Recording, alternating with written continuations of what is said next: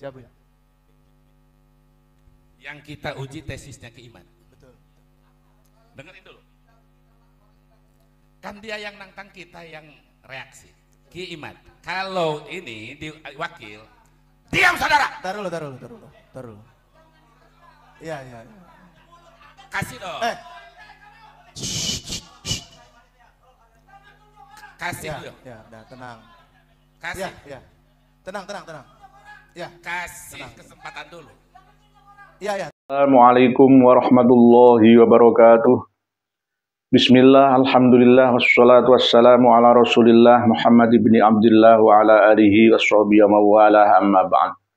Para pemirsa dan pendengar sekalian, saudara-saudariku dimanapun dan kapanpun berada, semoga semuanya berbahagia dari lintas suku, bangsa, dan agama bersama dengan keluarga. Semuanya semoga fit dunia hasanah, fil akhirah juga hasanah, dan kita semua diselamatkan oleh Allah waqina adzabannar. Pada kesempatan yang penuh dengan kebahagiaan ini, saya akan menyampaikan dan meluruskan ucapan-ungkapan koreksi dari Buya Qurtubi Jailani yang mengoreksi kitab karangan Kiai Haji Maduddin Utsman, yang mana koreksi beliau malah menjadi bumerang, ya. Menjadi bumerang. Yang dikoreksi lebih benar daripada yang mengoreksi. Dengan penuh dengan percaya diri beliau, Buya Qurtubi ini mengingatkan ada sebagian kalimat yang tertulis redaksi kitab karya Kiai Haji Maduddin Utsman yang berbunyi bi anna nasababa alawi la yu'rafu fi kutubil ansab. Bi anna nasababa alawi kelawan sak temene nasabe Bani Alawi kula yu'rafu ora den kenal apa nasab fi kutubil ansabi ing dalam pira-pira kitab sing nerangno tentang nasab. Lah ini oleh beliau Buya Qurtubi disalahkan. Harusnya bi anna nasababa alawi la tu'rafu fi kutubil ansab, pakai tu'rafu. Jadi rujuknya ke qabilah Ba'alawi, bukan ke kata-kata sing mansub, ya, dinasabkan dengan bi anna. Anna itu harus nasab, bi anna nasabah. Jadi bukan qabilahnya, yang benar adalah dari nasabnya. Jadi mudzakkar ghaib pakai ya, benar. Sudah benar apa yang ditulis oleh Kiai Haji Maduddin Utsman dalam kitabnya itu. Oleh sebab itu, Buya Qurtubi juga jangan mengatakan, merendahkan Kiai Haji Maduddin Utsman, belajar alfiyah lagi. Mu'alif kok seperti itu, mu'alif kadal, lah itu juga nggak pantas lah, kurang pantas. Keluar dari mulut seorang kiai, seorang buya. Oleh sebab itu saya mengingatkan juga Buya Qurtubi untuk menurunkan, ya, intonasi suara dan mengatur bahasa yang lebih santun lagi ketika berdiskusi dengan saudara sesama umat Islam. Kalau saya lihat diskusi kemarin di Banten itu, diskusinya kurang sehat karena ada ucapan-ucapan yang kurang bermartabat. Diam saudara, seperti kata-kata seperti itu kan tidak diperkenankan. Karena apa? Diskusi, dialog atau seminar itu sama dengan mencari barang yang hilang, ya, mencari titik kebenaran, sama-sama mengaku tidak benar dulu, begitu, dilepaskan dulu jubahnya, keakuannya itu loh dilepaskan dulu. Baru setelah itu maju bersama untuk mencari titik temu. Dari perbedaan menjadi persamaan, dari kesalahan menjadi kebenaran. Jadi begitu sebenarnya. Ya nggak apa-apalah. Yang penting tetap terlaksana diskusi itu. Walaupun tidak ada yang kalah dan tidak ada yang menang. Tapi bila dilihat sekilas, ya, pengakuan dari kubu Buya Qurtubi ini, kok benar Ba'alawi sah. Nyambung tidak, siapa yang mengesahkan? Oh, diskusi itu masih belum sampai pada poin, ya, permasalahan kok. Malah bahas masalah nawusorok. Itu bagaimana? Nah, waktunya kan terbatas, kecuali diskusi itu 3 hari 3 malam, khusus satu tema, materi, itu nggak masalah. Diperpanjang mulai dari tarkib nahwu sorok, mantek ma'ani, bayannya seperti apa, ngarang kitab harus benar-benar alim alama, jangan jadi mu'alif kadal dan lain sebagainya. Itu urusan dialog yang super lama waktunya. Tapi kalau waktunya terbatas, ya langsung to the point aja, ke substansi permasalahan yang sudah diagendakan tentang tersambung atau tidaknya nasab Alawi dengan Rasulullah Shallallahu Alaihi Wasallam. Itu poinnya itu di situ. Jangan malah bertele-tele, jangan bermain kata-kata atau malah justru merendahkan lawan bicaranya. Saya mengkritik Buya Qurtubi Jailani, juga mengkritik saya Wafi, Habib Rumel Abbas, dan Mas Hanif Al-Atos yang seakan-akan ketika berbicara dengan lawan bicara, lawan diskusinya itu dengan nada merendahkan. Tolong di Wafi jaga gaya bahasa dan gestur tubuh Anda ketika berdiskusi dengan sesama saudara. Jangan merendahkan. Ini berbeda dengan diskusi dengan para santri selevel sampean di Sidogiri dulu, tidak sama. Apalagi di belakang sampean, di samping jenengan itu ada guru jenengan, yaitu Gus Idrus Romli.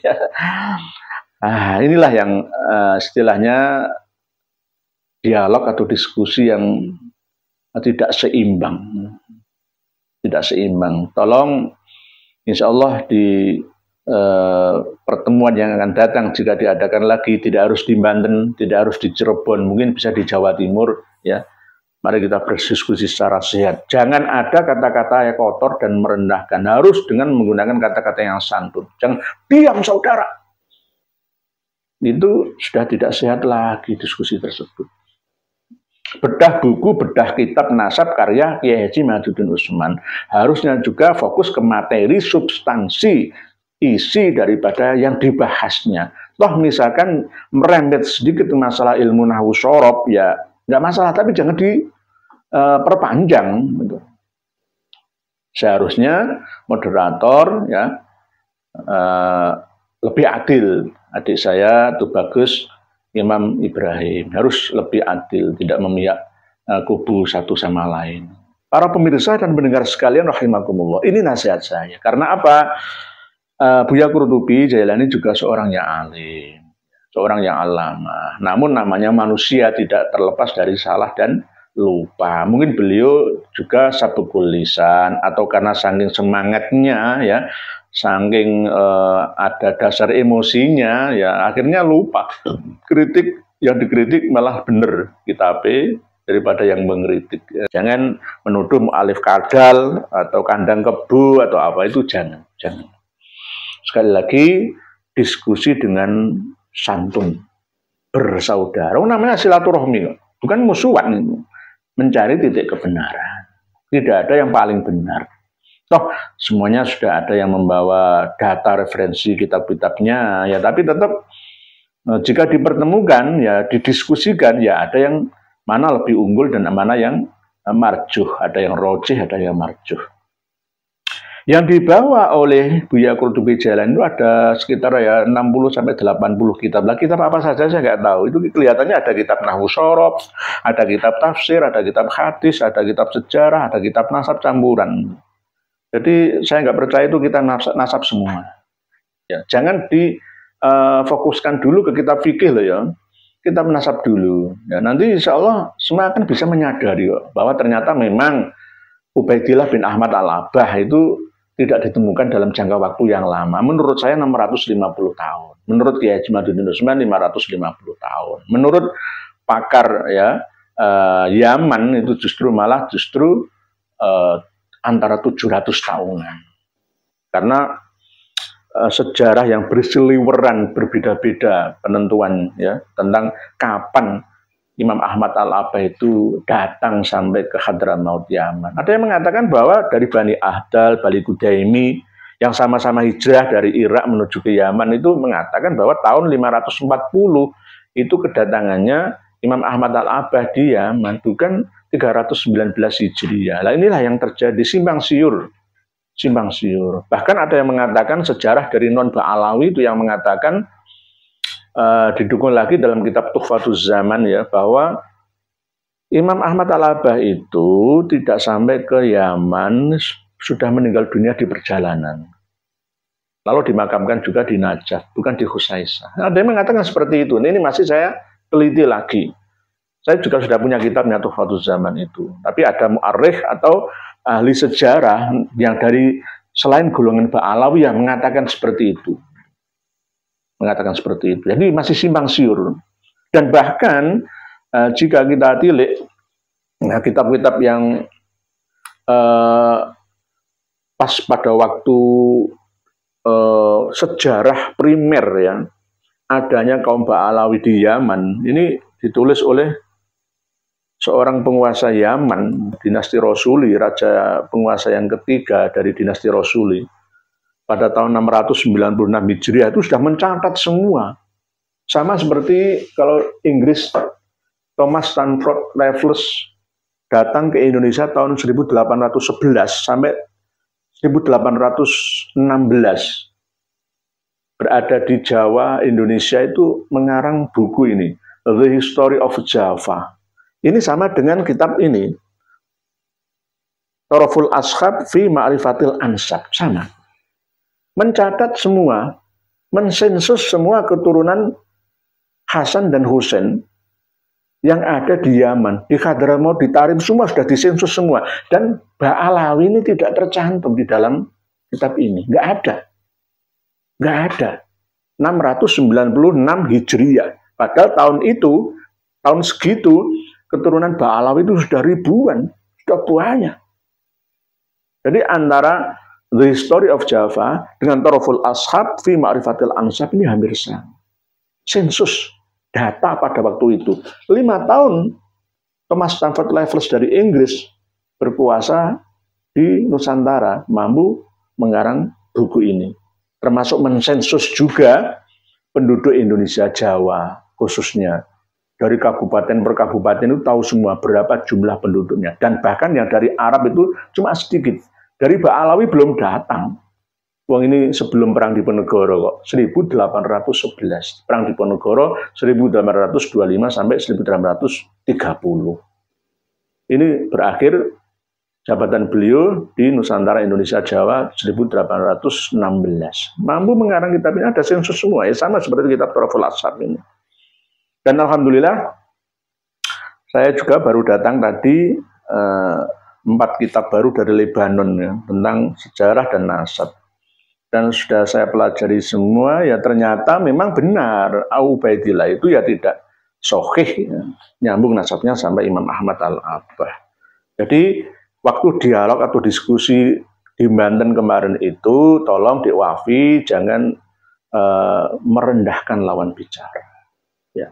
Dari mimik wajah, gestur tubuh, dan tata bahasa penyampaiannya juga menurut saya kurang bermartabat. Ya mohon maaf. Seandainya saya yang hadir di situ, saya akan meninggalkan arena diskusi. Karena apa? Sudah ada kata-kata kasar, diam saudara. Atau menghina mu'alif kadal. Itu nggak boleh, nggak boleh. Diskusi yang tidak sehat akan menghasilkan keputusan yang tidak tepat pula. Segala sesuatu berdasarkan emosi itu tidak akan menghasilkan keadilan. Tidak boleh seorang hakim memutuskan dengan kondisi emosi. Imam Ali karamallahu wajah ketika perang, ketika membunuh lawan itu jangan atas dasar emosi. Tidak boleh. Jadinya ya akan meleset. Benar-benar terjadi. Buya Qurtubi Jailani yang mengkritik redaksi kitabnya Ki Haji Maduddin Usman juga malah ya keliru, beliau yang keliru. Di anna nasaba Ba'alawi la yu'rafu kok. Yang benar ya la yu'rafu Ki Haji Maduddin Usman, bukan la tu'rafu fi kutubil ansab.